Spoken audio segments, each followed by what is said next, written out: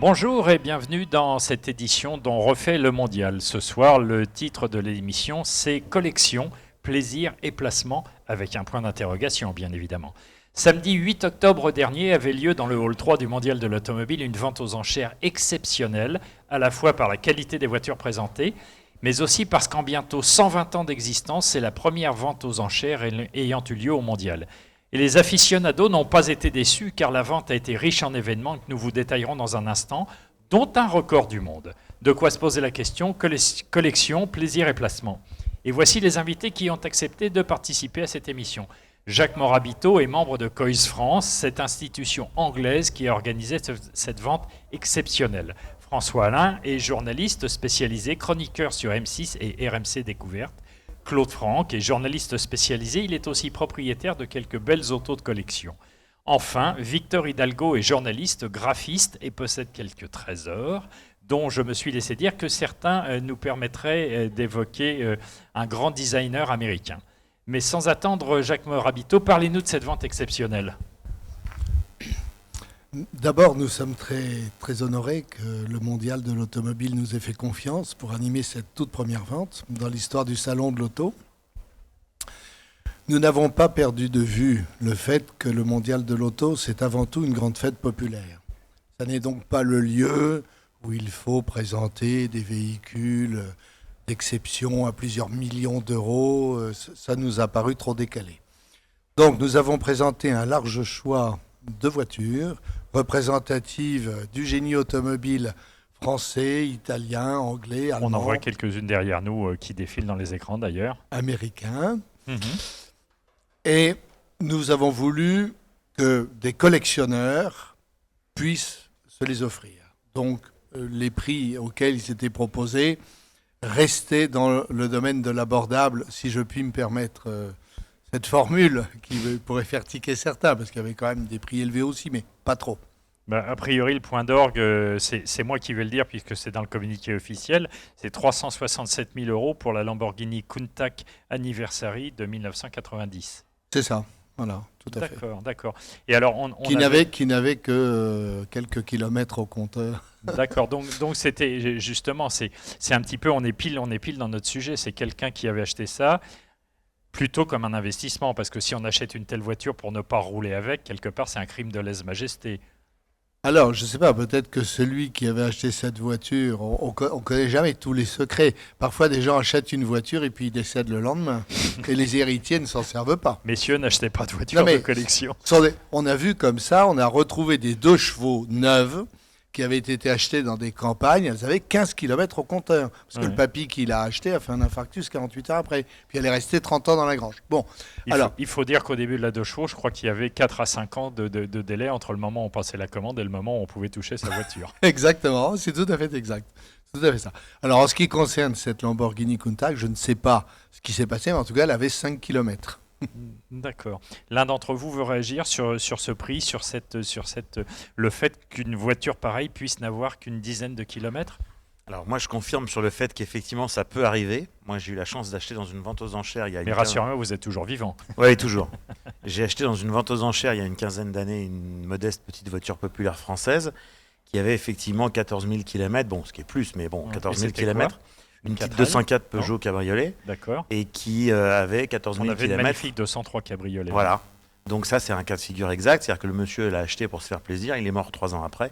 Et la voiture est restée 35 ans dans un garage. C'est en fait, en gros, tout ce que les collectionneurs recherchent. Ils voilà. cherchent une voiture. Parce que les collectionneurs rêvent d'acheter. Donc ça arrive de temps en temps. Qui n'a pas été transformé en poulailler, qui a 0 km presque. Et donc, c'est pas forcément un achat business. C'est pas forcément un achat pour faire prendre de la valeur à une voiture comme on le ferait prendre à d'autres types de biens.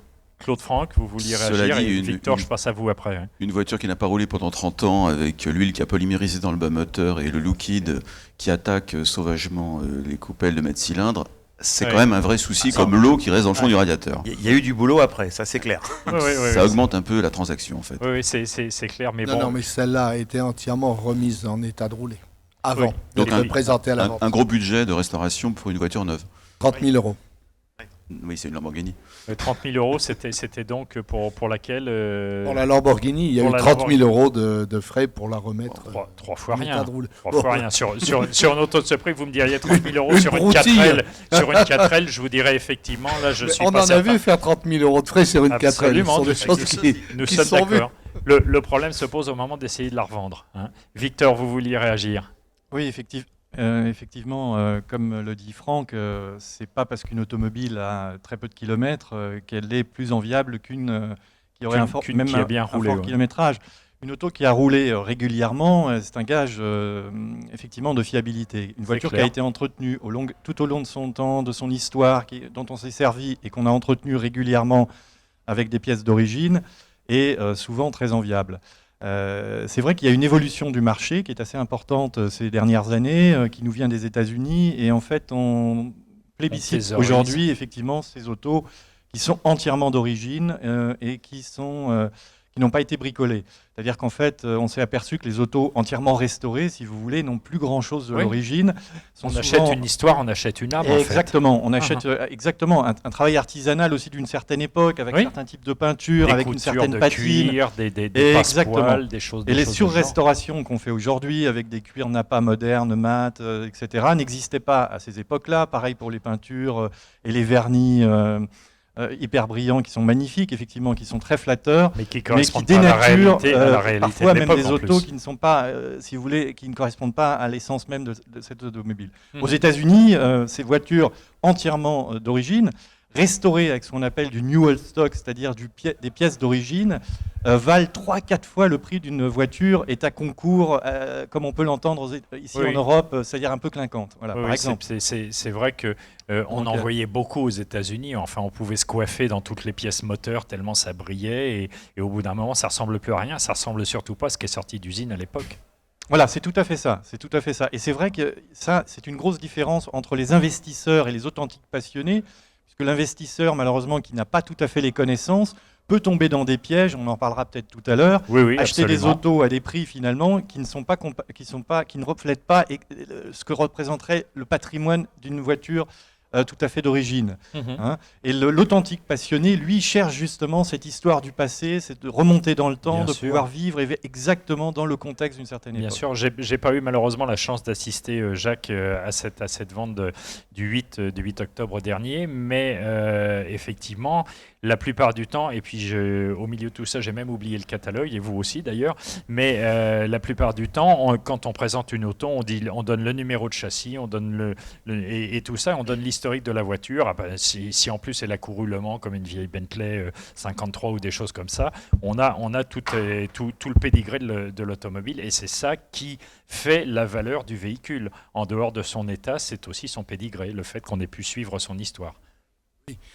J'aime beaucoup la distinction qui a été faite par mon voisin entre les automobiles qui sont achetées dans un but spéculatif et celles qui sont achetées dans le but tout simplement d'avoir du plaisir à les conduire.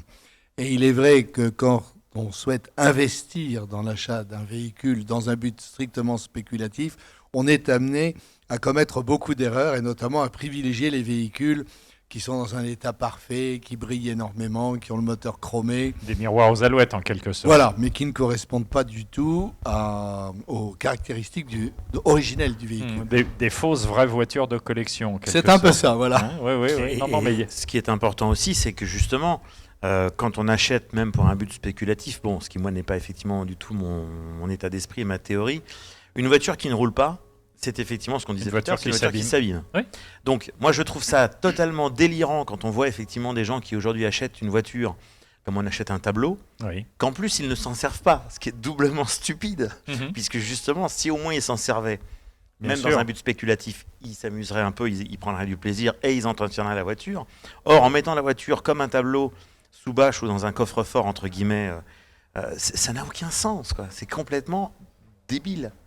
Non, mais c'est clair. En plus de ça, il me semble, ça paraît évident qu'on est tous des amoureux de l'automobile sous toutes ses formes autour de cette table. Avoir une auto, quelle qu'elle soit, dans laquelle, si on l'a achetée, c'est qu'elle faisait vibrer une corde sensible chez nous, et puis la regarder dans un coin. Alors si le moteur est par terre, si le moteur est fichu, qu'on n'a pas les moyens, qu'on attend un petit peu pour la rénover, la restaurer, d'accord, mais si elle est fonctionnelle, Je veux dire, ne pas rouler avec, c'est une fois encore un crime de lèse-majesté. Que vous achetiez un tableau et que vous le regardiez, a priori, vous ne pouvez pas faire grand-chose d'autre. Mais sur une voiture de collection, c'est quand même vachement dommage. C'est clair. C'est-à-dire qu'il y a quand même un vrai problème, c'est qu'on a atteint des prix de plusieurs millions d'euros pour des véhicules.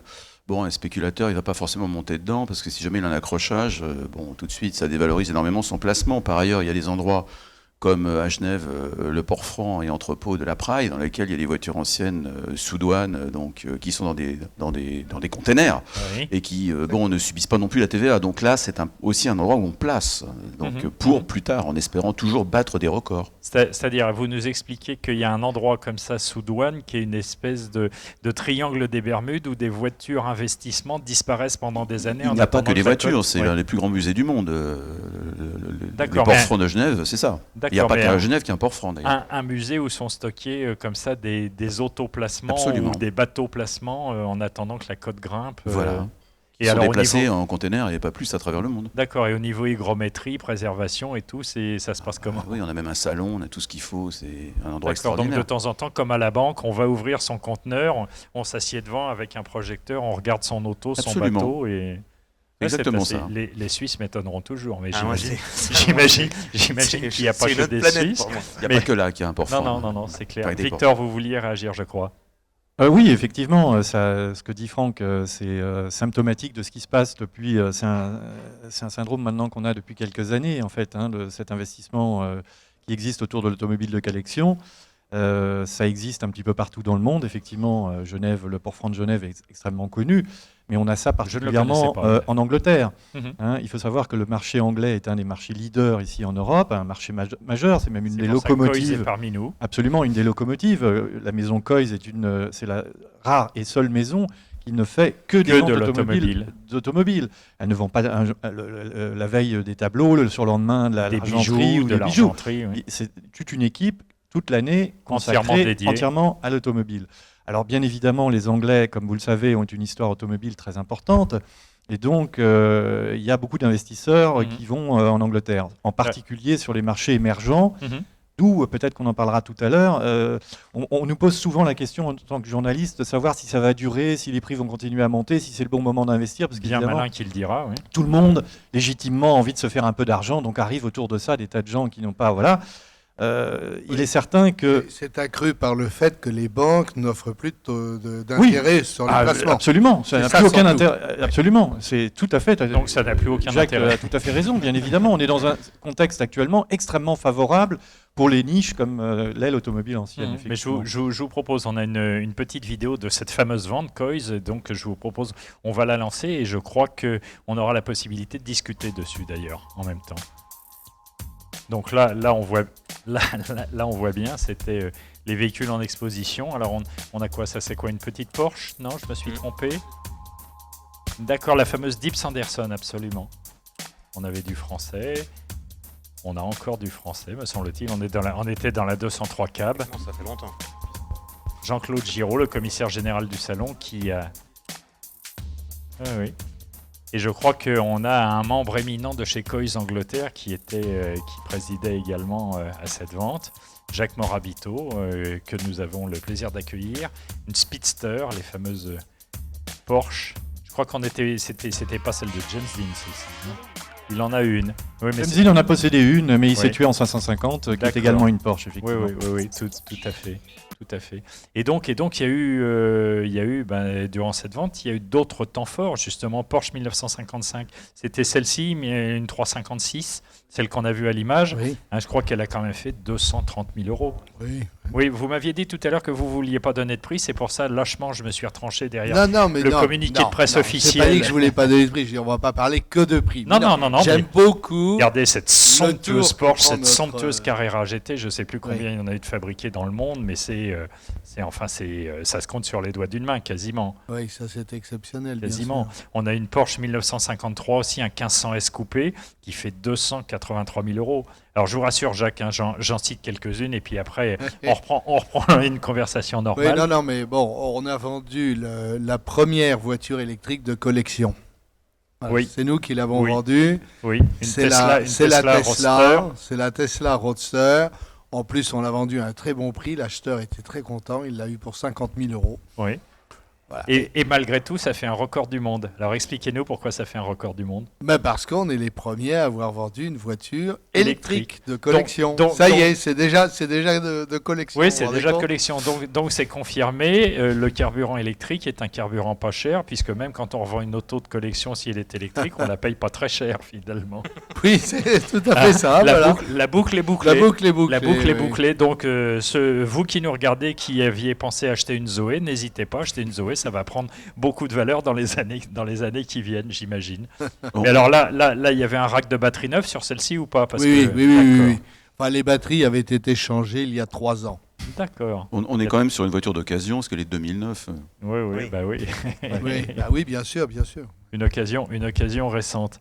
Alors, on retrouve dans les différentes voitures qui ont été vendues, bizarrement, on retrouve une Ferrari, parce que c'est vrai que ces dernières années... quand on parlait Ferrari vente aux enchères, on arrivait souvent à des trucs astronomiques, on arrivait à des prix, on finissait par se poser des questions, mais je crois que vous, justement... nous, on s'est trouvé des Ferrari à 40 000 euros aussi. D'accord. Enfin, celle-ci a fait 170 000, mais c'était 430 Scuderia. Avec des jolies bandes dorées et des jantes toutes en or. Des jantes toutes en or. et j'espère qu'il y a des écrous anti-vol dessus, parce que sinon, vous allez la retrouver sur cale assez rapidement. Et puis, je vois, il y avait encore une Porsche, 375 GT4. Non, ça c'est une Ferrari. Ça, oui, parce que... Mais il y a aussi eu une Porsche de 1973. Des petites voitures à des prix très abordables qui ont fait le bonheur de collectionneurs. Un prix très abordable, c'est quoi? C'est 75 800 €, c'est ça? Pas du tout, non, pas du tout. On a vendu une magnifique Morris Minor. Oui. Entièrement restauré, avec un moteur qui avait été changé, tout l'intérieur est en cuir rouge, le cadre en bois est superbe. On l'a vendu 7 500 €. Une Woody, c'est ça? Ça, c'était une belle affaire. Mais Woody, on fait plaisir. 7 500 €, oui. Voilà, au même prix, on a vendu une Maserati biturbo. À 7 500 €, vous voulez dire? Mais oui, de 1983. D'accord. Comme quoi, on peut se faire plaisir sans aller dans des budgets astronomiques. Vous me tentez, je vais aller voir si mon plan d'épargne logement se porte bien, et puis je vais peut-être casser ma tirelire, parce qu'à ce prix-là... Mais bon, il y avait combien à faire dessus? Elle était dans quel état? Parce qu'à ce prix-là... Non, il est très bon état. Non, on a le coup d'œil quand même, on ne prend pas des épaves. J'imagine. Nous ne sommes pas marchands d'épaves. C'est pas ce que j'avais dit, monsieur Morin. Non, je sais bien, on prend des voitures en bon état. Alors, il y a des... François, vous vouliez réagir? Juste préciser, parce qu'il y a beaucoup de gens qui ne connaissent pas forcément l'univers de la vente aux enchères, que les ventes aux enchères, il y a de tout. C'est-à-dire que l'intérêt pour une maison de vente, et je pense que vous ne me contredirez pas, c'est qu'il faut effectivement avoir à la fois des choses qui attirent le plus grand nombre, des choses qui attirent des gens effectivement extrêmement peu nombreux parce que on est soit dans des prix très élevés, soit dans des voitures très spéciales. En or, l'un et l'autre ne sont pas forcément synonymes systématiquement. Et qu'une vente aux enchères, c'est un peu comme un spectacle. C'est-à-dire que... c'est totalement. C'est du grand spectacle. C'est du Quand spectacle. Ça se passe bien, c'est du grand spectacle. Il y a parfois des prix qui s'envolent et des gens vont qui dans se le laissent, déraisonnable. Qui se laissent et il y a parfois des bonnes affaires à faire. Ça dépend aussi des prix de réserve. Ça, c'est une notion fondamentale à expliquer. Et il me semble aussi que ça dépend, si je puis dire, de l'ordre d'apparition à l'écran. C'est-à-dire que la salle s'échauffe au fur et à mesure. Et si une voiture intéressante est présentée dans les toutes premières, a priori, mais ça vous le savez, c'est les recettes de cuisine. Voilà, ce sont les recettes de cuisine. On ne met pas quelque chose auquel on tient et dont on espère que ça va faire un bon prix en début de vente, parce qu'il faut laisser les gens s'échauffer un petit peu. Qu'est-ce qu'on peut penser d'une auto comme ça, qui était une auto quelque part assez mythique, fabuleuse, mais qui est tout à fait particulière au niveau du créneau? François ou Claude Franck? Celle-ci, elle intéresse les amateurs, les young timers, qui sont les collectionneurs qui montent, c'est-à-dire les jeunes qui aujourd'hui veulent rouler en 205 GTI en Golf. Celle-ci, ça nécessite déjà un budget. Pour autant qu'ils n'habitent pas Paris. Voilà, parce que sinon c'est interdit. Mais s'ils veulent rouler à la campagne avec une Turbo 2, il faut déjà avoir un budget plus important. Mais il faut une voiture pour se faire plaisir. Il faut des routes où il n'y a pas de terre ni de betterave, parce que malgré tout, dans certaines conditions, il n'y a pas d'assistance électronique. Donc, mais on peut courir avec une voiture comme celle-ci. Oui, c'est clair. Beaucoup d'intérêt. En rallye régionaux, on se souvient de Ragnotti et ses pairs qui couraient là-dessus et qui ont fait des choses extraordinaires. Oui, c'est une voiture pour s'amuser, puis une voiture utilisable, vraiment. On avait aussi dans la vente une magnifique Clio V6. Oui. Superbe, ça. Bien sûr. Et c'est tout à fait abordable. Oui. Alors, à contrario, je pense qu'on est quelques-uns comme ça. Le V6 PRV n'est pas forcément le meilleur V6 de la production automobile mondiale. Mais bon, c'est mon avis. Pour s'amuser, c'est déjà bien. C'est mon avis et je le partage. Oui, sauf que quand on pense à la pompe, on s'amuse un petit peu moins. Et puis, il y a le phénomène de mode. Je pense qu'il ne faut pas oublier que les autos sont soumises, elles aussi, à une mode. Et que donc, sur certains millésimes, certaines périodes, il y a des voitures qui sont restées à la mode, qui ont même pris, entre guillemets, de l'intérêt, parfois de façon étonnante, et d'autres qui ont disparu. Donc, c'est pas... et tant mieux, parce que finalement, moi, j'ai toujours un peu peur quand on parle investissement dans l'automobile de collection et quand on me parle effectivement de port franc, etc., ça me fait dresser les cheveux sur la tête. Heureusement, voilà. Heureusement que le phénomène de mode existe aussi, parce que y a des fluctuations dans la voiture de collection. Ça permet de laisser sa chance à des modèles. Et vous êtes en train de nous dire que bientôt les Renault 15, les Renault 17 et les Fuego vont faire un tabac dans les ventes aux enchères. Le problème, c'est que par exemple, puisque vous en parlez, mon cher Nicolas, des R15 ou des R17, ça a totalement disparu. Ça n'existe plus. Oui, ça fait une éternité que j'en ai pas croisé. Voilà, enfin, il y en a très peu. Est-ce qu'il faut le regretter ? Non, parce qu'il y a des. Non, mais il faut. Non, mais il y a de la place pour tout le monde. Là, je pense qu'il faut préciser quelque chose de très important. C'est que la voiture de collection, à la base, j'espère pour la plupart des gens, c'est une passion. Oui. Et qui dit passion dit Madeleine de Proust et retour sur des souvenirs d'enfance en général. C'est clair. On commence tous la collection la voiture de mon père. Voilà, la voiture de mon père. Donc on a tous commencé par ça. Bon, vous avez commencé par ça. Écoutez, la disco volante. Oui, vous féliciterez votre papa alors, parce que c'est pas la voiture de tout le monde. C'est pas la voiture de tout le monde. Mais c'est vrai que c'est très important et de pas oublier ça, c'est que les gens qui sont entre guillemets collectionneurs monomodèles ou monomarques retrouvent ou cherchent la voiture qui correspond à un souvenir fort de leur enfance. C'est clair. Ceux qui deviennent plus tard des vrais collectionneurs en étendant leur collection, en achetant 1, 2, 3, 4, 5, 10, 20, 30 voitures, là on part sur autre chose. Mais de toute manière, à la base, je pense que tout le monde commence par une voiture auquel il y a un attachement. Ouais. Et ça peut parfaitement être une voiture populaire complètement oubliée ou complètement pas à la mode du tout. Ouais, je vais aller un petit peu à contrario de ce que vous venez de dire. Mes parents ont eu 2 DS dans lesquels j'étais beaucoup malade et du coup j'ai jamais envisagé, même dans mes pires cauchemars, de racheter une DS. Alors moi c'est exactement juste au moment où une DS apparaît à l'écran. Vous avez vu quand même en régie, franchement, non, mais vous avez affaire à des professionnels. Moi c'est exactement le contraire, Nicolas. Pour une chaperon, effectivement, je me serais bien fait violence, effectivement. Oui, tout à fait. C'est vrai qu'à l'arrière de la DS, on était parfois un peu sujet au mal de mer. C'est clair. Il y a aussi quand même un événement en France particulièrement qui fait qu'il y a une clientèle qui se développe, c'est que la voiture de collection n'est pas dans l'ISF. Oui. Et donc il y a un certain nombre de gens qui achètent des Jaguar Tipo, des Ford Mustang ou des voitures comme ça. Contrairement simplement à un tableau de maître. Oui. Voilà, donc tant que c'est hors ISF et tant qu'il y a de l'ISF, bon, mais il y a beaucoup bon d'amateurs français qui vont vers l'automobile aussi pour ça. Ah oui, je suis d'accord avec vous. Il faut quand même préciser que l'ISF c'est déjà un certain seuil. Donc mais Jaguar Tipo, c'est déjà pas très bon marché. On est d'accord. C'est vrai que c'est une V12. On parle des voitures qui sont largement au-dessus de 100 000 euros. Oui, pas 4 chevaux. C'est vrai que voilà, les voitures à 10, 15, 20, 30 000 euros par rapport au seuil de l'ISF, bon, mais donc, on en est loin. D'où le succès des Youngtimers qui sont plus accessibles. Et puis c'est vrai qu'aujourd'hui, moi je sais que si j'en avais les moyens et si je le pouvais, je roulerais bien dans un 504 coupé avec le 4 cylindres pour être tranquille. C'est une auto indestructible, extrêmement agréable. Si en plus on a l'intérieur cuir et qui se touchait il y a quelques années, à pas très cher. Aujourd'hui, on n'en trouve plus, me semble-t-il. Voilà, donc c'est vrai qu'il y a beaucoup plus cher. Il y a à la fois le phénomène de raréfaction parce que effectivement, le renforcement des contrôles techniques a fait qu'il y a un certain nombre de voitures qui ont disparu de la circulation. Oui, ils sont passés au pilon. Il y a un détail important aussi, c'est que effectivement, ce qui aujourd'hui on appelle des Youngtimers, qui sont des voitures entre guillemets qui étaient d'occasion il n'y a pas longtemps, c'est une génération de voitures qui a aussi beaucoup souffert des primes à la casse, des baladurettes et des jupettes. C'est clair. Pas oublier ce détail-là. On se souvient de garagistes qui étaient catastrophés, qui disaient j'ai obligation de pilonner ces voitures, mais ça leur faisait mal au cœur. Ils disaient enfin j'ai des autos qui ont 30 000 km qui sont neuves, qui enfin dans leur jus, et ça leur faisait mal au cœur de les concasser. Et on se retrouve dans cette problématique-là. Et les jeunes qui ont aujourd'hui 25 ans, eux aussi, comme nous, quelques années avant, ont envie d'avoir la voiture qui leur plaisait quand ils étaient gamins. Et donc, il est totalement logique et cohérent qu'aujourd'hui, les jeunes de 25 ans s'intéressent aux voitures des années 90. C'est complètement normal. Il me semble qu'on a pilonné à ces époques-là des 2 chevaux, des choses comme ça. Alors il y a certains clubs qui s'en félicitaient parce que ça faisait grimper la cote. Mais quelque part, c'est une partie de notre patrimoine qui est partie en cube d'acier. Victor, on vous entend pas beaucoup. Moi, il y a quelque chose dont j'aurais bien aimé que l'on parle. Un certain designer, un certain Raymond Levy. Ah bah écoutez, si vous me lancez sur Lowy, on en a pour un moment.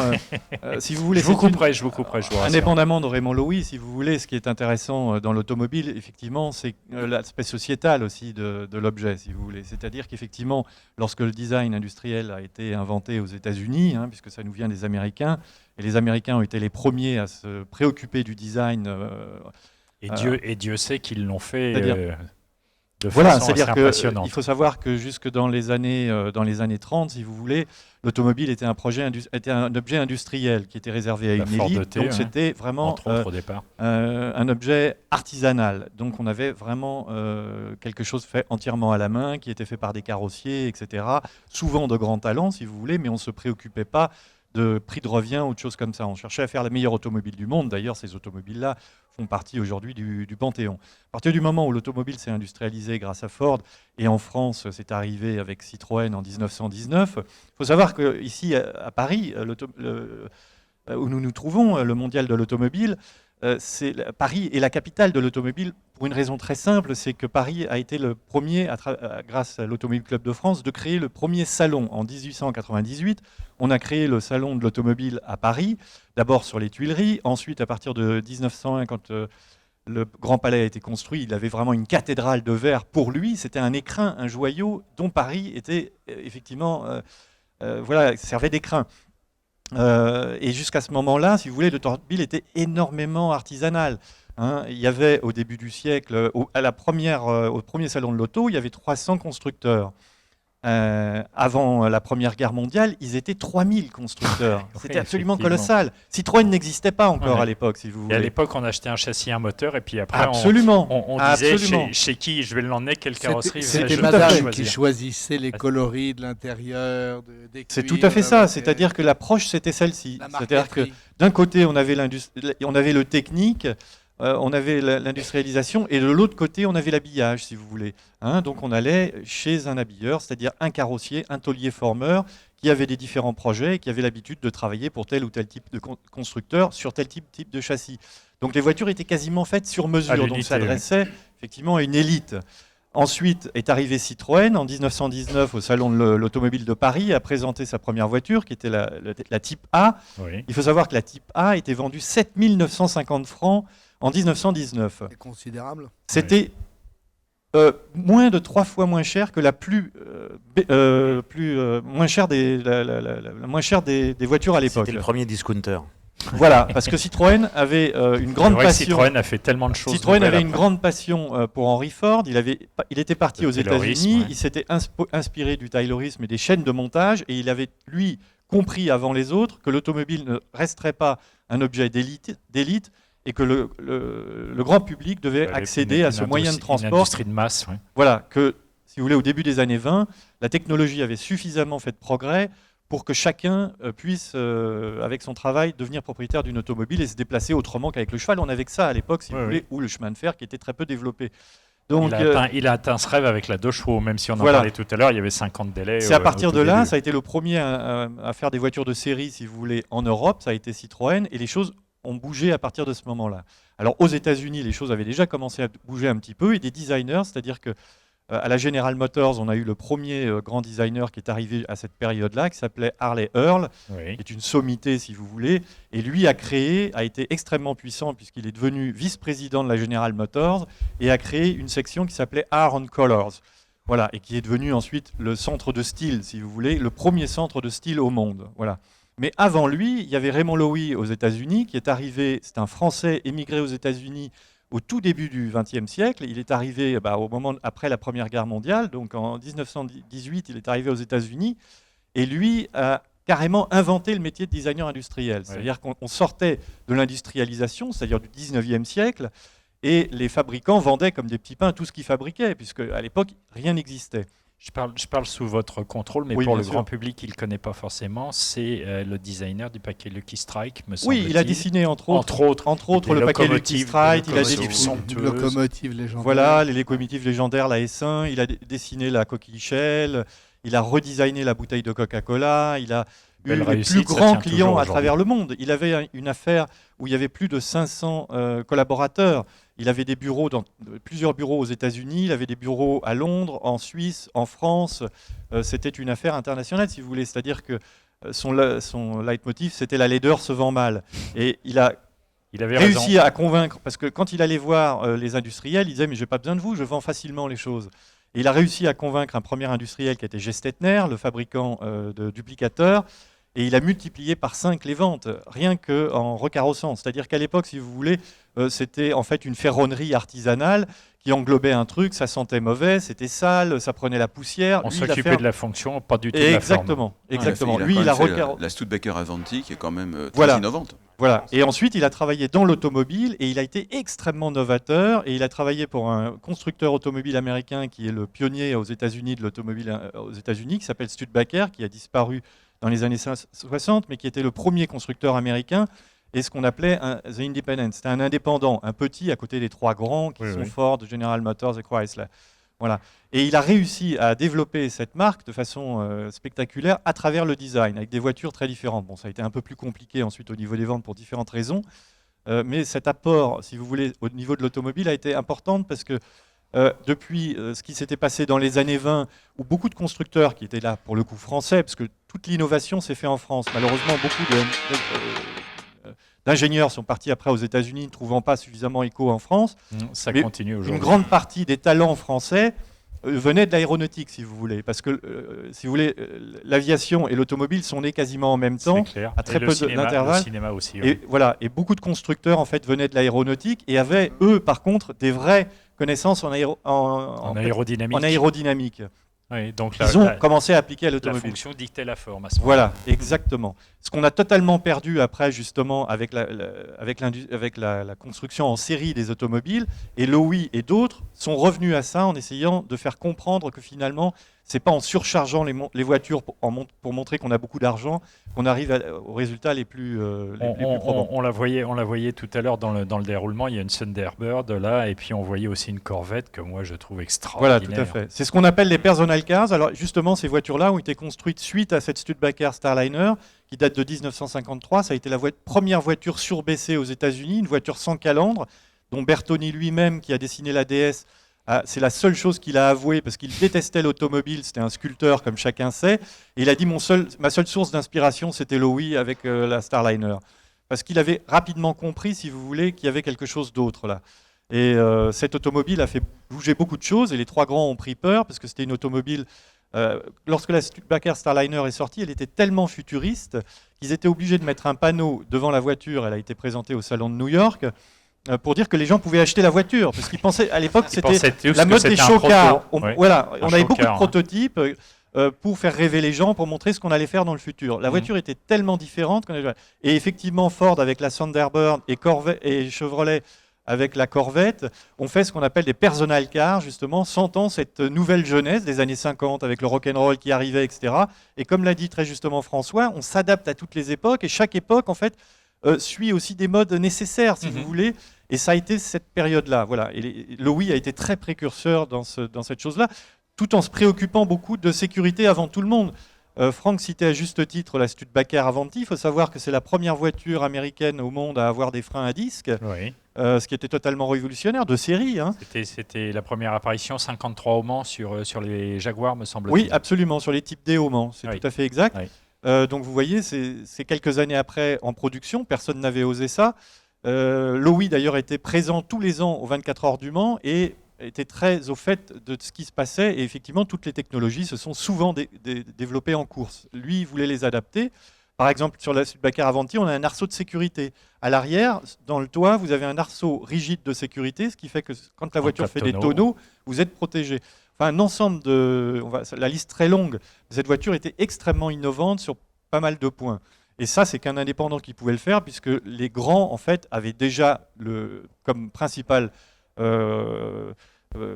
cible, c'était préoccupation, de faire de la masse. De faire de la masse et de faire de la rentabilité financière. Les entreprises étaient devenues tellement grosses, si vous voulez, aux États-Unis, parce qu'ils ont racheté pas mal de petites marques. Ils étaient tous propriétaires, les 3 grands étaient tous propriétaires d'à peu près minimum 5 marques. Et donc, il fallait que ça continue à survivre. Donc, ils ne pouvaient plus se permettre d'investir comme ils l'ont fait à une certaine époque. Vous voyez, vous êtes parfaitement rattrapé. Merci, parce que c'était passionnant. Moi, je viens d'apprendre... C'était un peu long, désolé. Non, mais je viens d'apprendre plein de choses. Je ne sais pas pour mes petits camarades, mais moi, je viens d'apprendre plein de choses. Qu'est-ce qu'on peut, Claude, et puis après Alain, qu'est-ce qu'on peut espérer des Youngtimers ? Un renouveau déjà dans le monde de l'automobile ancienne. On voit bien que la génération de ce qu'on appelait les tacos est en train de disparaître doucement, que les gens qui veulent encore faire le long de Brighton pour les voitures du tout début du siècle et même la fin de l'autre, sont quand même de moins en moins nombreux. Donc, en plus, l'utilisation de ces voitures est quand même vraiment problématique aujourd'hui dans la circulation. Il faut se déplacer sur un plateau. Les Youngtimers, ils permettent de montrer dans la rue des voitures qu'on ne voit plus, un clin d'œil. On a tous les avantages sans les inconvénients. Oui, en plus, ça sort de la normalisation des voitures actuelles qui sont très très similaires les unes aux autres. Donc on a toujours un clin d'œil quand on croise dans la rue une 205 GTI, on se retourne, voilà, parce que ça nous rappelle quelques années en arrière, mais aussi ces jeunes gens qui ont 30 ans ou moins, ou 40 ans, les entretiennent vraiment. Donc c'est la même passion que la génération d'avant, mais à de nouveaux véhicules. Ouais, mais je me souviens, alors le Youngtimers, on parlait des États-Unis, Victor en a parlé avec chaleur il n'y a pas très longtemps. Je vais une petite anecdote personnelle, j'étais en 73 aux États-Unis. Et effectivement, l'ami des amis de mes parents qui est venu me chercher, qui était en fait leur gendre, est arrivé avec un break 404 Peugeot pour venir me chercher à l'aéroport. On était en 1973 à Philadelphie. Je suis un petit peu tombé de ma chaise. Et là où j'étais mort de rire, c'est qu'on est parti, boîte manuelle bien évidemment, on est parti. Et puis au bout de 100 mètres, il avait passé la 4e. J'entendais le moteur qui cliquetait de partout. Et j'ai fini par lui dire, tu devrais redescendre un rapport parce que là tu vas casser ton moteur. Et visiblement il roulait comme ça tous les jours et tout dans son 404 break vert qui était magnifique. Il avait la casquette et les pattes de John Lennon. Enfin c'était extraordinaire. Donc il était largement en avance en 73. Il roulait dans son Youngtimers et tout le monde le félicitait. Les Américains l'arrêtaient. Peugeot, c'est quoi? Ils connaissaient pas cette marque pour la plupart d'entre eux. Donc il y a un bel avenir là. Donc Jacques, vous allez bientôt vous mettre à vendre des Youngtimers chez Coys ou pas? On m'en a proposé pas mal pour la vente. Oui, on vous en a proposé pas mal, ça veut dire que vous avez refusé, c'est ça? Oui, on ne peut pas tout prendre, mais je suis en train de réfléchir si Jean-Claude Giraud nous fait confiance dans 2 ans pour animer une nouvelle vente, je pense qu'on verra peut-être les choses de manière un petit peu différente. C'est-à-dire vous ne voulez pas dévoiler le secret? N'anticipons pas. Je vais pas m'engager pour Jean-Claude, mais comme je sais que c'est un homme de goût et qui aime bien aller de l'avant, je suis quasiment certain qu'il vous dira pas. En tout cas, je trouve que c'est quelqu'un de tout à fait remarquable, d'un très grand dynamisme et qui, je pense, va redonner tout son lustre au mondial de l'automobile. Oui, mais ça on en est tous persuadés. Moi, je pense, pour rebondir sur ce que disait Victor tout à l'heure, il ne faut pas avoir honte de rappeler que la France est effectivement, par essence, le pays de l'automobile, que c'est nous qui avons eu le plus grand nombre de constructeurs. On se souvient que le Valois, c'était notre petit Détroit. Voilà, exactement. C'est vrai que même ne serait-ce que le département des Hauts-de-Seine, qui a été un des berceaux vraiment de l'automobile. Plutôt aussi. Voilà, le département des Hauts-de-Seine, à lui tout seul, a eu plus de constructeurs que certains pays proches de nous, qui sont des pays importants dans l'univers de l'automobile. Il n'y a pas de honte à le dire, il y a à le rappeler, à s'en souvenir. Donc voilà. Ceci dit, c'est vrai que Louis est une exception, mais pendant très longtemps, les designers sont restés des gens, entre guillemets, non médiatisés. Aujourd'hui, c'est vrai qu'un Jean-Pierre Plouet ou un Van den Acker sont des gens starifiés. Une Anna Asensio au niveau du style. Par exemple, et tant mieux, il le mérite largement. Laurence Van den Acker, c'est clair que c'est lui qui a totalement relancé Renault au niveau du design. Le renouveau complet de Renault, oui, voilà. Et comme Jean-Pierre Plouet l'a fait pour Citroën il y a quelques années, bon, et tant mieux, et c'est formidable. Et moi, je suis totalement pour tout ça. C'est évidemment très, très positif. Mais il y a eu des tas de designers, y compris français, qui sont moins connus parce qu'à l'époque, on n'en parlait pas. Je pense à un Paul Arzins, je pense à Philippe Charbonneau, je pense à des gens comme ça qui n'ont pas été médiatisés, mais qui sont des gens qui ont marqué leur époque. Un Paul Bouveau, un Gérard Welter, tous ces gens-là sont des gens qui ont eu un rôle important, sauf qu'effectivement, à l'époque, on ne mettait pas en avant ces gens-là. Et c'est important de le souligner parce qu'ils ont eu tous des carrières, et parfois des carrières, effectivement, dans l'automobile, dans l'aviation, dans les trains. Il y a un design de locomotive extraordinaire à Arzins dans les trains. Voilà. Puis après, avec la montée extraordinaire de l'électroménager aussi, du design. Et bien sûr, Charbonneau, les téléviseurs, les frigos, enfin voilà, c'est génial. Il y a un look extraordinaire sur les années 50, 60, 70. C'est fabuleux. Dans la première émission qu'on a fait où Jacques était présent, on a eu l'occasion, et puis un petit peu après, on a eu l'occasion avec Claude Franck qui nous avait fait l'amitié d'être là aussi. Vous aviez quelques affiches qui étaient extraordinaires, qu'on ne verra pas là, c'est pas la peine de guetter les écrans. Je ne les guette pas, je les connais par cœur. Je les cite de mémoire, et on avait entre autres une Clément Bayard, me semble-t-il, qui était extraordinaire. Absolument, avec le chevalier Bayard qui tient son épée en armure. Qui tenait pas son Excalibur, mais presque. Et qui était apposé sur le capot alligator des Clément Bayard. Et en plus, et je crois que là ça va toucher Victor, ça va toucher la fibre sensible du graphiste, c'est-à-dire qu'à l'époque, on faisait appel à de très grands illustrateurs, des illustrateurs de renom, pour faire les affiches de pub des automobiles, et on avait des choses extraordinaires. Ah oui, absolument. Les plus grands illustrateurs, que ce soit Cassandre, Vincent ou les autres, ont tous travaillé pour l'automobile, bien évidemment. C'était une grande fête, l'automobile. Hein. C'était vraiment présenté comme un joyau. Il faut savoir qu'à cette époque-là, encore une fois, c'était une élite qui pouvait se permettre ça. On parle des années 20 et des années 30. Là, oui, hein. Oui. Et effectivement, les promotions étaient sans limite. Hein. Citroën avait fait éclairer à son nom la Tour Eiffel. On s'en souvient. Il écrivait son nom dans le ciel aussi, avec un avion. Avec des avions. Ouais. Oui, effectivement, c'était tout un univers. On croyait, c'était vraiment l'avenir. Hein. Il n'y avait aucune question à se poser, si vous voulez. Il n'y avait que le président de l'époque, Félix Faure, je crois, quand il a fait l'inauguration du premier salon de l'auto, il a dit « Elles sont bien moches, bien laides et elles sentent mauvais, vos voitures ». Il n'y croyait absolument pas, lui, si vous voulez. Il fallait vraiment être peu visionnaire. Oui, très visionnaire. L'avenir lui a donné raison. Voilà. Tout à fait. Oui, absolument, bien sûr. Il y avait des gens qui ont investi sans compter dans l'automobile, c'est certain. Maintenant, c'est vrai que le style, aujourd'hui, a pris une part des plus importantes dans l'automobile, surtout à partir des années 70, puisqu'il suffisait, on s'est aperçu qu'il suffisait d'une voiture pour sauver une marque. Hein. C'est clair. On citera Volkswagen qui, aujourd'hui, malgré ce qui lui est arrivé, est encore une des marques les plus puissantes au monde. Bien sûr. Elle était en totale faillite. Elle a été sauvée par une seule voiture, qui est la Golf, qui a été designée par un Italien qui s'appelle Giorgetto Giugiaro, qui est aujourd'hui le pape du design industriel. C'est vraisemblablement un des plus grands designers industriels qui, justement, à nouveau, c'est un vrai dessinateur. Il a commencé à faire des fresques avec son grand-père et aujourd'hui, il dessine des appareils photo pour Nikon, il dessine de tout, si vous voulez. C'est quelqu'un qui a un concept social, comme l'aurait un architecte qui ferait de l'urbanisation, si vous voulez. Il faut se souvenir que la Golf, en fait, c'est NSU. C'est NSU qui avait dessiné la Golf et c'est le bureau d'études NSU qui a été racheté par VV qui leur a permis d'être sauvés. Oui, c'est vrai.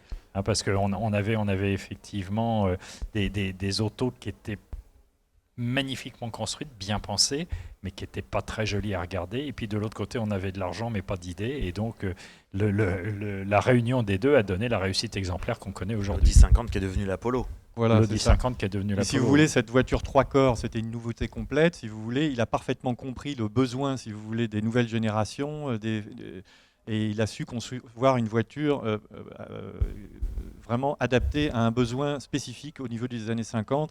Il y avait toute cette middle class qui s'était développée. On était à la fin des 30 glorieuses. Les gens partaient en week-end, partaient en vacances régulièrement, etc. Donc il a complètement transformé l'automobile. Et c'est ça la grande vision d'un grand designer. N'importe quel bon designer est capable de dessiner une belle voiture. Si vous lui donnez carte blanche, c'est possible. Par contre, d'avoir un projet qui industriellement, socialement correspondent à quelque chose et arrivent au bon moment, ça c'est une toute autre affaire. Lui a fait ça et a sauvé Volkswagen, qui est devenue la plus puissante marque automobile au monde, mais d'autres, par exemple, Pininfarina a dessiné avec d'autres la 205, par exemple, qui a totalement sauvé Peugeot, qui était aussi à l'époque totalement en faillite. Donc vous voyez qu'avec un seul modèle, un design, vous pouvez faire, voilà. Donc l'espace Renault avec Matra, avec Philippe. Voilà. Donc aujourd'hui, on s'est aperçu qu'avec le développement des marques, à la fois dans le luxe et ailleurs, on s'est aperçu que la valeur d'une marque est très importante. Donc on essaye de faire très attention à l'identité. Et malheureusement, on voit qu'il y a quelques erreurs. Si on se promène dans le salon, on voit qu'il y a des constructeurs qui se cherchent encore, qui n'assument pas leur histoire. Alors que depuis 1996, on a au Mondial, effectivement, dans le Hall 8, enfin les ancêtres, etc. Parce que tout naît de là, finalement. Tout naît de l'histoire, finalement. C'est très important, le passé. Parce que c'est dans le passé qu'on trouve, effectivement, les lignes du futur. L'explosion de la marque DS. Voilà. L'explosion de la marque DS qui... C'est un peu particulier, là. Oui, non, mais on est d'accord, on a repris le nom d'un grand ancien. Non, mais c'est vrai qu'à l'époque, dans les rédactions, quand on nous a annoncé ça, quand la marque Citroën nous a annoncé ça, on s'est dit, c'est pas un peu tiré par les cheveux, quand même, de refaire une gamme qui s'appelle DS. Nous, on l'a vécu... Nicolas, on était dans la même rédaction à l'époque, ou à peu de choses près. Bien sûr. C'était culotté et risqué. Et on peut le dire maintenant avec un peu de honte, mais on s'est dit ils vont jamais y arriver. Et puis on s'aperçoit aujourd'hui qu'il y a une identité, il y a une vraie gamme. C'est devenu un constructeur à part entière de par la volonté de PSA. Il y a quelque chose. Alors moi, il y a quelque chose sur lequel je voudrais rebondir. Sur les voitures modernes d'aujourd'hui, il y a eu les obligations réglementaires, les feux de jour, etc., etc. Mais quand on regarde le design des faces avant, des feux, des phares, des feux arrière, j'ai l'impression que c'est quasiment là-dessus désormais que les designers, ou en tout cas les équipementiers, passent le plus de temps parce qu'ils ont une demande très très forte d'identité visuelle extrêmement forte. Alors c'est effectivement l'un des problèmes majeurs effectivement, qui se passe actuellement, c'est cette mondialisation, si vous voulez. Et effectivement, souvent la signature d'une automobile, c'est son regard, ce sont les phares, et effectivement on se focalise là-dessus. Et comme le marché naissant et le marché qui va se développer le plus dans les années à venir, et évidemment le marché asiatique, on le cible énormément. Il faut savoir qu'en plus, dans les bureaux de style, on a beaucoup de designers asiatiques qui sont fortement talentueux et qui sont tous formés. D'où les phares bridés sur les automobiles désormais. Oui, effectivement, il n'y a pas de hasard, si vous voulez. Il n'y a pas de hasard. On fait des analyses, si vous voulez. C'est le problème des gens de marketing qui font des analyses de marché, qui analysent tel type de branche, tel type de segment et qui s'éloignent de leur identité première. Et ça, c'est un gros problème. Vous parliez tout à l'heure de la marque DS. Je suis moins certain que vous, et pour l'instant, c'est absolument pas joué. C'est-à-dire qu'effectivement, la DS3, la petite citadine, ça marche très bien en Chine. Et effectivement, une voiture, ils ont tout à fait compris que c'est une voiture de jeune cadre dynamique qui est transformable. On peut la personnaliser. Il n'y a pas un modèle qui se ressemble, si vous voulez. C'est clair. Et ça, ils ont parfaitement compris qu'avec les jeux vidéo et tout ça, cette nouvelle génération voulait ce type d'automobile. La Mini les avait mis personnelle, une voiture qui ressemble à soi-même, qu'on a choisi soi-même, dont on peut personnaliser à outrance. Ça, c'est une très bonne chose, mais ça ne ressemble à rien avec l'identité Citroën, et tout le problème est là. Et aujourd'hui, la marque Citroën, si vous voulez, se détache fortement de cette identité première qui était le développement technologique, l'innovation. C'était ça la signature, c'était l'innovation toujours cherchée, et finalement, ils se sont aperçus que ça n'a jamais été rentable en tant que tel, que ça leur a fait plutôt perdre de l'argent, et ils reviennent à des technologies beaucoup plus basiques. Et se pose un second problème, voilà. C'est que, évidemment, le grand public ne le sait pas forcément, parce que ce n'est pas forcément quelque chose qui les passionne, mais quand il y a des accords industriels entre différentes marques, et qu'on se retrouve avec une Smart ou une Twingo qui sont la même voiture, fabriquée par les mêmes ouvriers dans la même usine, mais qui ont deux identités visuelles très différentes, ou même, encore plus récemment, un Fiat 124 Speeder et une Mazda MX-5, c'est la même voiture.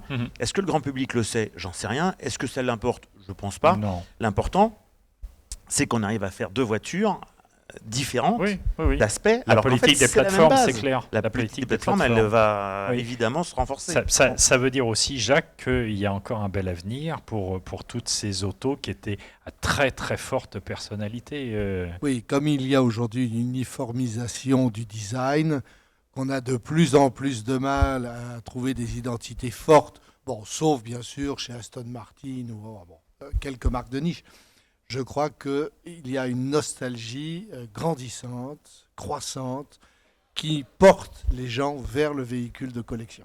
Est-ce que c'est pas aussi que, parce qu'en période de crise, justement, on parlait de la voiture de son papa tout à l'heure, ou des choses comme ça, c'est la Madeleine de Proust, c'est des choses qui peuvent nous rassurer aussi, si on a les moyens. Oui, ça nous rassure, bien sûr. Je suis tout à fait d'accord avec ça.